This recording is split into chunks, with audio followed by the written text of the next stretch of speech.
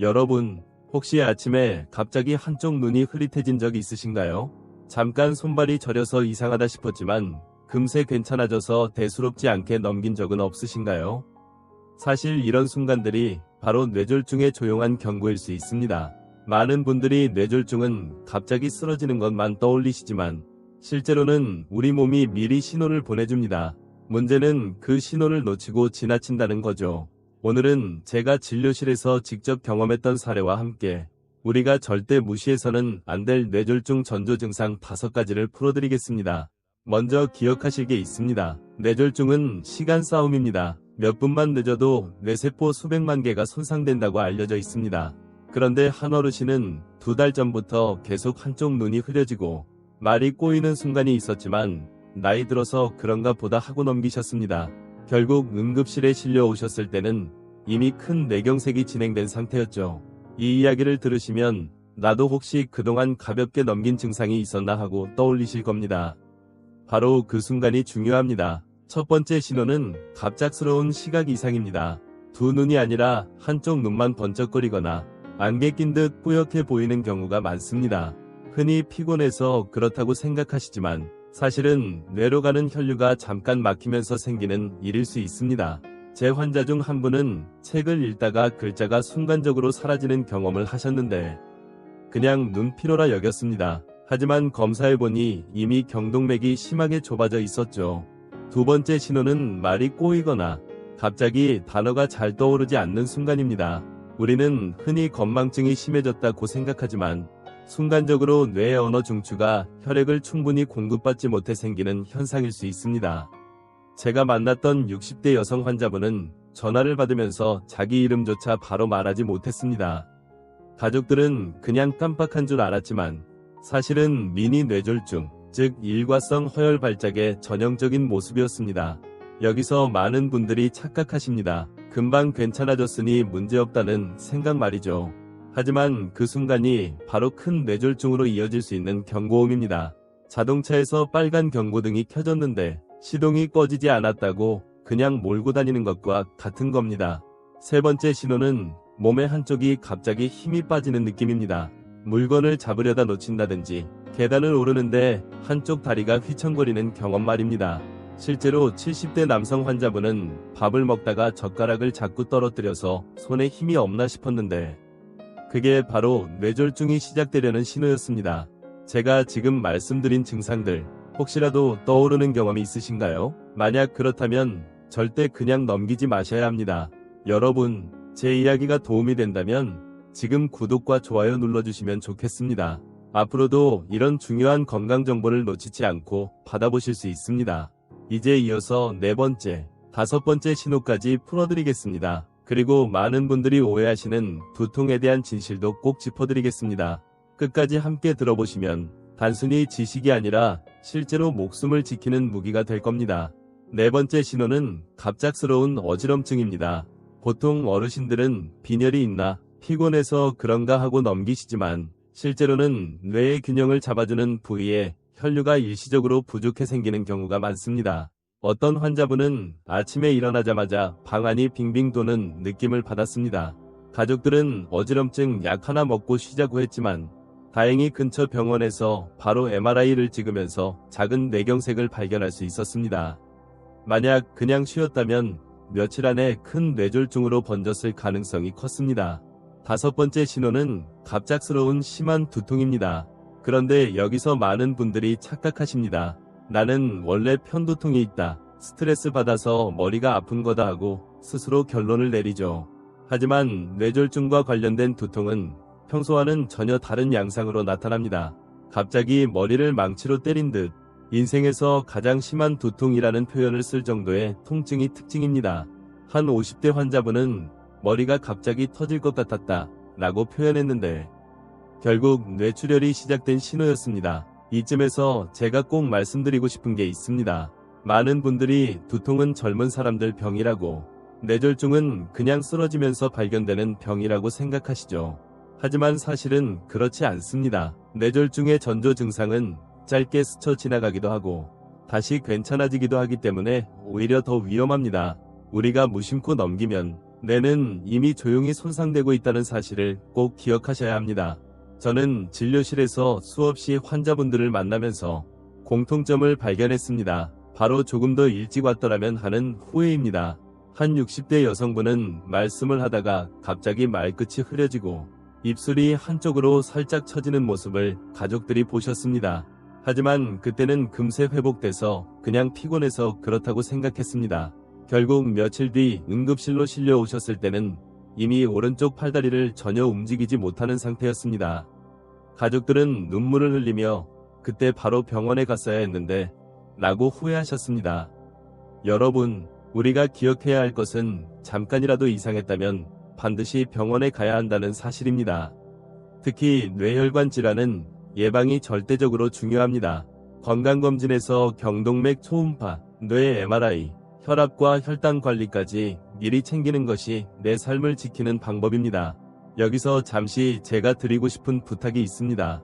지금 듣고 계신 분들 중에 이런 정보, 우리 가족도 꼭 알아야 하는데 라고 생각되신다면 영상 아래 공유 버튼을 눌러서 가족이나 친구분께 꼭 전해주시면 좋겠습니다. 한 사람의 생명을 지킬 수 있는 작은 행동이 될 수 있습니다. 이제 뇌졸중 전조 증상을 알았다면 그럼 어떻게 예방해야 할까 하는 의문이 생기실 겁니다. 바로 다음 부분에서는 제가 직접 환자분들께 늘 강조드리는 생활습관, 그리고 많은 분들이 오해하고 계신 혈압 혈당 관리에 대한 진실을 풀어드리겠습니다.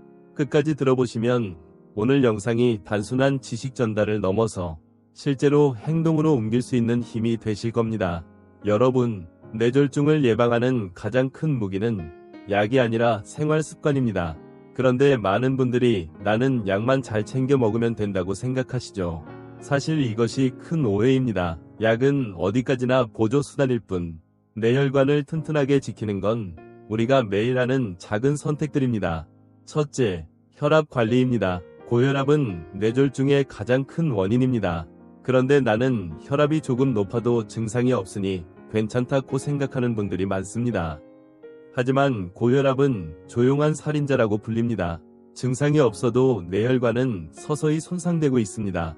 70대 남성 환자분은 10년 동안 혈압약을 끊었다가 결국 심한 뇌출혈로 쓰러지셨습니다. 그분이 제게 하신 말씀이 아직도 기억납니다. 약 먹는 게 귀찮아서 그랬는데 결국 이렇게 큰 대가를 치르게 될 줄은 몰랐습니다. 둘째, 혈당 관리입니다. 당뇨가 있으면 혈관벽이 약해져서 뇌졸중 위험이 2배 이상 올라갑니다. 그런데 많은 분들이 혈당은 식사하고 나면 오르는 게 당연하지라며 가볍게 여기십니다. 하지만 당화혈색소 수치가 조금만 높아져도 뇌혈관은 빠르게 손상됩니다. 제가 아는 환자 한 분은 단 음식을 좋아하지만 어차피 약 먹으니까 괜찮다고 하셨습니다. 그런데 결국 시력 손상과 뇌경색이 함께 찾아왔습니다. 셋째, 운동입니다. 나이가 드니 운동하기 힘들다는 말씀 많이 하십니다. 하지만 꼭 헬스장에 가지 않아도 됩니다. 하루 30분 정도 가볍게 걷기만 해도 뇌혈류가 안정되고 혈압이 조절됩니다. 실제로 꾸준히 걷기 운동을 하신 60대 여성분은 혈압약을 절반으로 줄일 수 있었습니다. 넷째, 식습관입니다. 짜게 먹는 습관은 혈압을 높이고 기름진 음식은 혈관을 막습니다. 반대로 신선한 채소, 오메가3가 풍부한 생선, 견과류는 뇌혈관을 지키는 최고의 약이 됩니다. 많은 연구에서 지중해식 식단이 뇌졸중 예방에 큰 효과가 있다고 밝혀졌습니다. 하지만 우리 어르신들 식탁은 여전히 김치, 젓갈, 짠 국물이 중심이죠. 작은 변화부터 시작하셔야 합니다. 이쯤에서 제가 한 가지 여쭤보고 싶습니다. 혹시 지금 말씀드린 습관들 중에 나는 잘 못 지키고 있다 싶은 게 있으신가요? 괜찮습니다. 중요한 건 완벽하게 하는 게 아니라 하나라도 실천하는 겁니다. 작은 습관 하나가 결국 평생을 지켜줍니다. 그리고 꼭 강조드리고 싶은 게 있습니다. 뇌졸중은 남의 일이 아닙니다. 제 환자분들 대부분은 설마 내가 걸릴 줄은 몰랐다고 말씀하십니다. 바로 그 방심이 가장 큰 위험입니다. 다음으로는 실제 환자분의 극적인 회복 이야기를 들려드리겠습니다. 희망적인 사례를 통해 나도 할 수 있다는 용기를 드리고 싶습니다. 끝까지 들어주세요. 제가 잊지 못하는 환자 한 분이 있습니다. 60대 초반 남성분이었는데 새벽에 갑자기 오른쪽 팔과 다리에 힘이 빠져 응급실로 오셨습니다. 다행히 병원에 도착한 시간이 빠른 편이어서 혈전 용해제를 맞고 큰 후유증 없이 회복할 수 있었습니다. 그분이 퇴원하면서 하신 말씀이 지금도 귀에 맴돕니다. 내가 잠깐 참았다면 아마 평생 반신불수가 되었을 겁니다. 다시는 내 몸이 보내는 신호를 무시하지 않겠습니다. 여러분, 이 이야기가 우리 모두에게 중요한 교훈을 줍니다. 바로 조기 발견, 조기 대응이 생명을 살린다는 것입니다. 지금 이 순간에도 뇌졸중은 매일 수많은 사람들을 위협하고 있습니다. 하지만 동시에 조금만 더 일찍 알아차린다면 우리는 그 위험에서 벗어날 수 있습니다. 또 한 가지 기억하셔야 할 점은 뇌졸중은 단순히 개인의 문제가 아니라 가족 전체의 삶을 바꿔놓는 병이라는 겁니다. 제가 본 한 가정은 아버지가 뇌졸중으로 쓰러지신 뒤 어머니가 전적으로 간병을 하셔야 했습니다.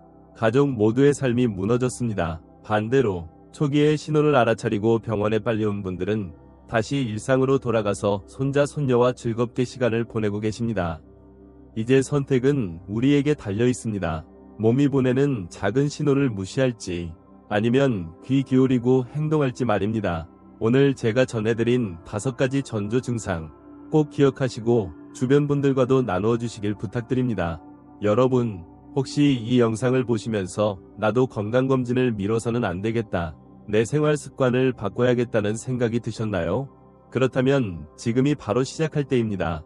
오늘 당장 가까운 병원에 예약을 하고 식탁 위에서 짠 음식을 줄이고 하루에 10분이라도 더 걸어보세요. 그 작은 행동이 뇌졸중으로부터 여러분을 지켜줄 것입니다. 마지막으로 이 채널은 여러분의 건강한 노후를 위해 늘 함께하겠습니다.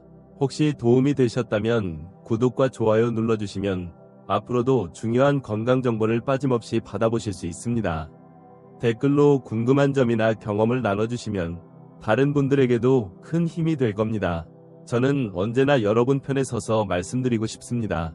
뇌졸중은 두렵지만 우리가 함께 준비한다면 충분히 이겨낼 수 있는 병입니다. 오늘 이야기가 여러분께 작은 경종이자 큰 힘이 되기를 바랍니다. 감사합니다.